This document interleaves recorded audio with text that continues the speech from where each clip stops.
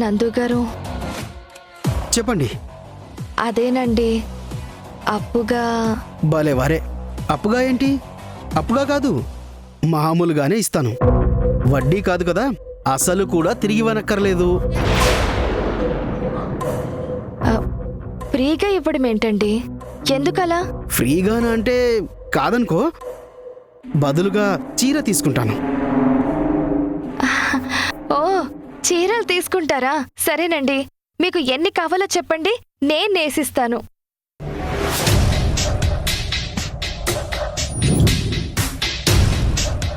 చీరలు కాదు, చీర. చీరేంటి? నాకు అర్థం కాలేదు. ఈ చీర. ఓ, ఈ శారీ డిజైన్ మీకు నచ్చిందా? ఇలా రెడీ చేయమంటారా? ఈ డిజైన్ ఏంటి? నువ్వు కట్టుకుంటే ఏ డిజైన్ అయినా నచ్చుతుంది నాకు. నిజం చెప్పాలంటే ఈ చీర చీరగా ఉన్నప్పటికంటే నీ వంటి మీద ఉంటేనే ఇంకా బాగుంది. అదే వంటి మీద నుండి తీసేస్తే. నందగారు, ఏంటిది? ఏం చేస్తున్నారు? ఎందుకు సంధ్య గారు అంత కంగారు పడతారు? నీకు కావలసిన డబ్బు నేనిస్తాను కదా, నువ్వెందుకు కష్టపడతావు? నన్ను సుఖపెడితే చాలు. వదలండి, మీరెలాంటి వారని నేనెప్పుడు అనుకోలేదు. నేను ఇలాంటి వాణ్ణే. అలా అని మెల్లో బోర్డు పెట్టుకుని తిరుగుతామా ఏంటి? నిజం చెప్పాలంటే ఫస్ట్ టైం చూసినప్పుడే నీ పైన కన్ను పడింది. నా మనసు నిన్ను కోరుకుంది. అయ్యో వదలండి ప్లీజ్. చూడు, నీ మొగుడు చెయ్యి విరిగిపోయింది. వాడు నిన్ను ఎంతవరకు చూసుకోగలడు? అదే నన్ను నీ పర్సనల్గా ఉంచుకో, నీ అవసరాలన్నీ తీరుస్తాను. పెళ్లి కాని మోస్ట్ ఎలిజిబుల్ బ్యాచులర్ని. నన్ను అర్థం చేసుకో సంధ్య. వదలరా, ముందు వదలు. అలా అనకు ప్లీజ్. నీ ప్రాబ్లమ్స్ అన్నీ తీరిపోతాయి, నా సుఖాలు తీరుతాయి. రా రే, మర్యాదగా వదిలిపెట్టు, లేదంటే నేను గట్టిగా అరిచేస్తాను. వదలు. నువ్వు అరిచినా కరిచినా ఇక్కడ ఎవ్వరూ రారు. వెతుక్కుంటూ వచ్చిన ఇంత అందమైన అమ్మాయిని నాలా వయసులో ఉన్నవాడు ఎవడొదులుకుంటాడు చెప్పు?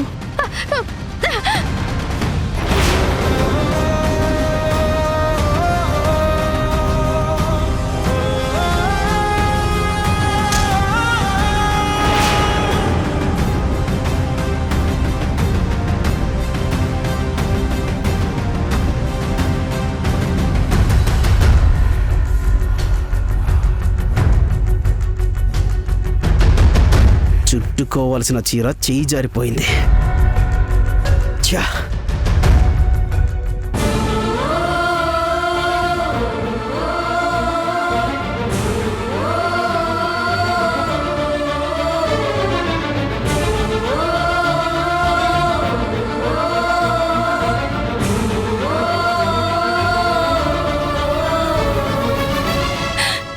ఈ సమాజంలో కష్టాల్లో ఉన్న ఆడదాన్ని అంత అలసగా అవకాశంగా చూస్తారా?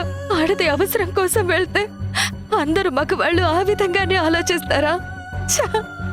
వాడు చేసిన పని గురించి నేను ఎవరికి చెప్పను, ఏమని చెప్పగలను?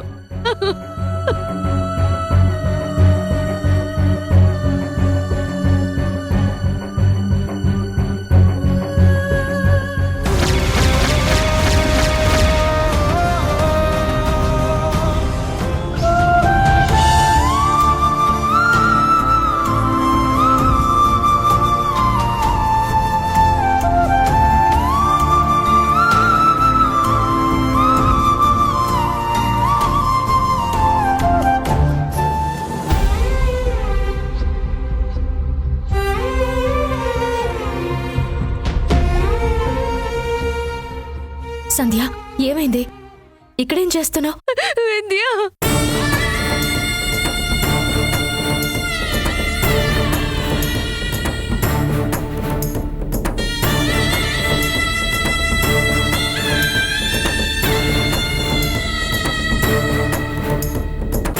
ఏంటి? ఏం జరిగింది? అసలు నువ్విక్కడ ఏడుస్తున్నావేంటే? చెప్పవే, ఏమైంది? అదంతా నా తలరాత. ఏం చెప్పుకోను, ఎలా చెప్పుకోను? మాట్లాడడానికి నువ్వు లేవు.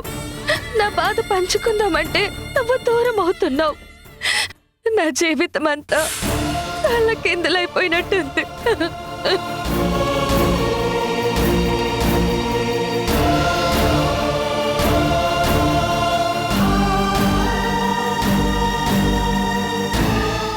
ఏం మాట్లాడుతున్నావే? అసలు నువ్వు ఇలా రోడ్డు మీద ఏడవడానికి అంతలా ఏం జరిగింది? చూడు, నేను నీ వింధ్యని. నువ్వు భయపడకు, నాతో చెప్పు, ఏమైంది? ఇంట్లో పరిస్థితులు ఏమీ బాగోలేదు. ఖర్చులు కష్టాలు చుట్టుముట్టాయి. ఇలాంటి టైంలో నేను కష్టపడి పనిచేసి వాళ్ళ కన్నీళ్లు తొడవాలి అనుకున్నాను. కానీ ఆ కష్టానికి పనికి బయట ఎక్కడా విలువలేదు. అవసరాలు ఎక్కువయ్యాయి. అప్పిచ్చిన వాళ్ళు ఇంటి గుమ్మం వరకు వచ్చేసరికి నా మీదే ఆధారపడ్డ వాళ్ళ నమ్మకం నిలబెట్టుకోవడం కోసం గతంలో హెల్ప్ చేశాడు కదా అని ఒక చిన్న ఆశతో అప్పడుగుదామని వెళ్తే ఆ, వెళ్తే వెళ్తే ఏమైంది? నిన్నేదైనా అన్నారా? అవమానంగా మాట్లాడారా? అలా జరిగినా బావుండే. అవమానాలు నాకేం కొత్త కాదు కదా అని నా మనసుకి సర్ది చెప్పుకునేదాన్ని. కానీ కానీ వాడు నా నిస్సహాయతని అలుసుగా తీసుకొని వాడు నాతో ఎవడు వాడు? అసలు నువ్వెక్కడికి వెళ్ళావు? వద్దులేవే, దీన్ని ఇక్కడితో వదిలే. ఏంటి వదిలేసేది? అసలు ఎవడు వాడు? నాతో చెప్తావా లేదా? నందు.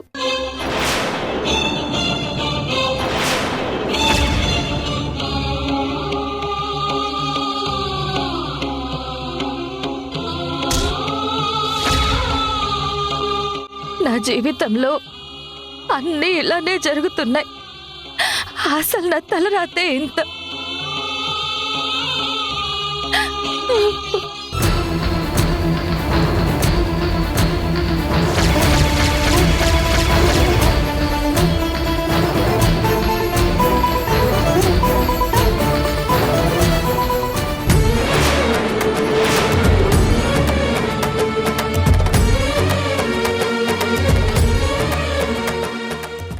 నాతో రా.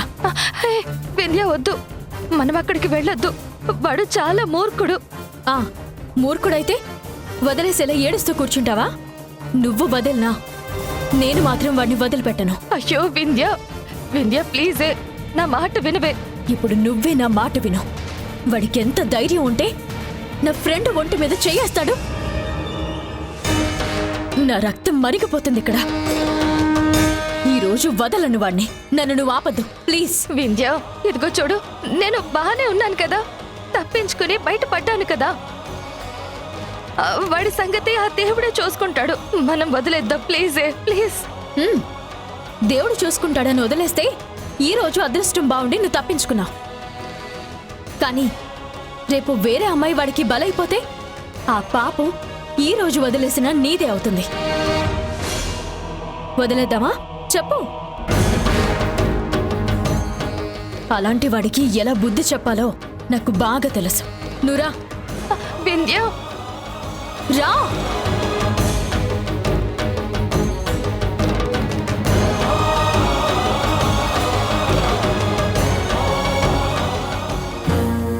అదేంటి అలా వెళ్ళిపోయింది?